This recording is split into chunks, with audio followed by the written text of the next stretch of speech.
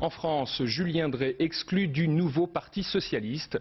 Arnaud Montebourg et Vincent Peillon, avec lesquels il avait créé ce courant des rénovateurs, n'ont pas accepté qu'il souhaite négocier avec François Hollande plutôt que suivre leur stratégie d'opposition au premier secrétaire du PS. Derrière se dissimulent les enjeux de pouvoir à 3 mois du congrès du PS. Sandrine Rigaud et Guy Sabin. C'est même pas la peine d'essayer. C'est même pas la peine d'essayer. Pourquoi? Parce que vous aurez rien.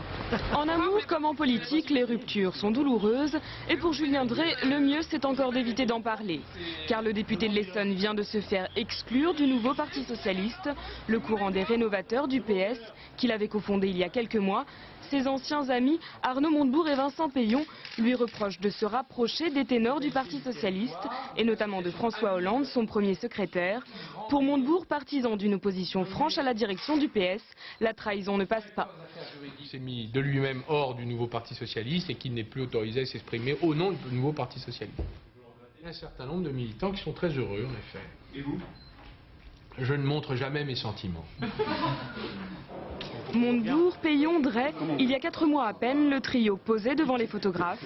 Un mariage politique en bonne et due forme et de belles promesses de fidélité. Ça supposera, dans les mois qui viennent, que nous sachions rester unis et que nous fassions en permanence attention à ne pas retomber dans les querelles, dans les postures, dans les médiocrités qui ont trop abîmé ces derniers temps l'image collective de la gauche. À l'époque, on se promet le meilleur sans penser au pire. Aujourd'hui, on se crêpe le chignon, quitte à en faire sourire quelques-uns au PS.